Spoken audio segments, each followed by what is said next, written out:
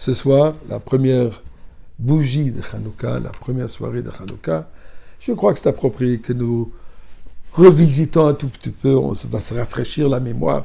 Depuis l'année dernière, ça fait un an entier qu'on n'a pas allumé les bougies de Hanouka. Nous allons revoir un peu les aspects pratiques de l'allumage de la menorah. Hommes, femmes, enfants sont tous obligés de participer dans la mitzvah de l'allumage de la menorah.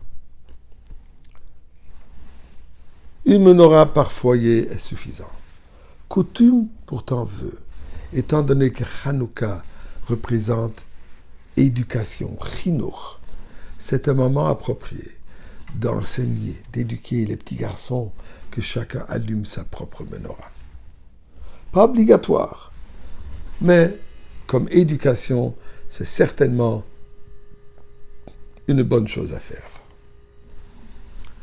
La menorah, on l'allume ou après le coucher du soleil ou à la tombée de nuit. La différence sera, si on l'allume tout de suite après le coucher du soleil, il faut s'assurer qu'il y a suffisamment de l'huile ou que la bougie est suffisamment grande pour qu'elle puisse brûler au moins une demi-heure quand il fait déjà nuit.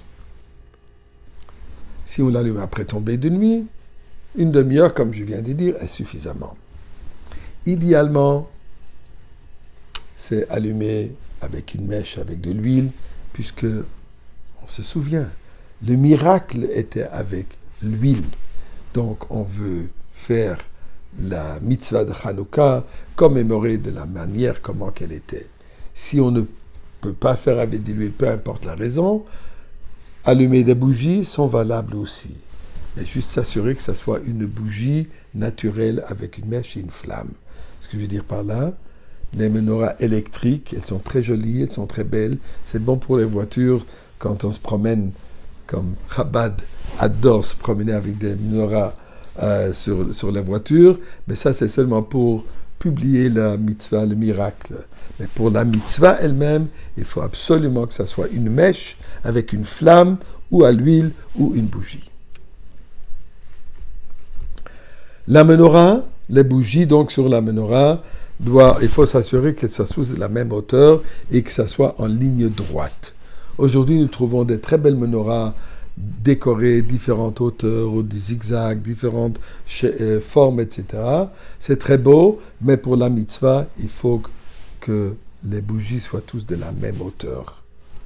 Aussi pour montrer le fait que toutes les bougies sont égales. Il y a une certaine égalité parmi toutes les bougies, parmi toutes les flammes. La seule bougie qui est différente, ou à une hauteur, ou séparée, un peu éloignée, près de la menorah, elle est le shamash. Le shamash, le serviteur. Le shamash, il sert pour allumer les bougies. La raison, puisqu'on n'a pas le droit d'utiliser les flammes pour autre chose que pour les regarder. On n'a pas le droit d'allumer une bougie d'une autre bougie de la Hanoukia. Donc pour ça, nous avons le shamash qui sert comme l'allumeur des bougies, si vous voulez, et ça, c'est son rôle.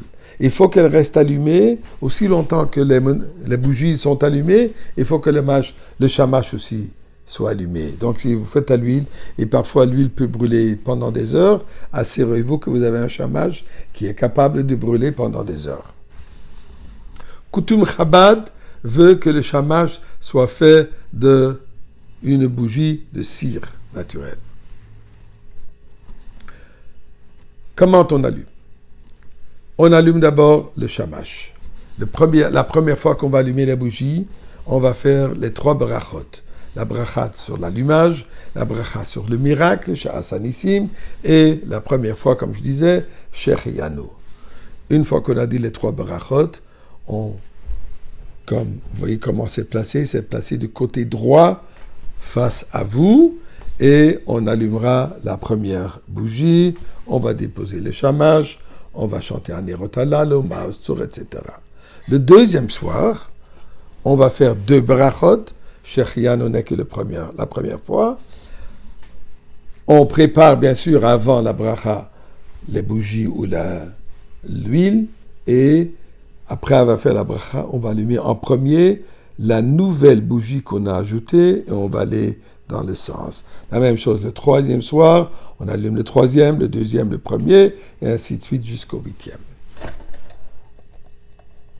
Pendant cette première demi-heure de l'allumage des bougies, on reste assis près des bougies et on écoute le message des flammes. On regarde les flammes et on entend ce que les flammes nous disent. Les flammes nous racontent l'histoire d'Am Israël. Les flammes nous racontent les actes héroïques durant toute l'histoire de notre existence. Les flammes nous enseignent que la flamme, la lumière est plus forte que le pouvoir physique. Et surtout, les flammes nous disent qu'on doit atteindre au huitième, arriver jusqu'au huitième, le huitième qui est la Goula avec Mashiach.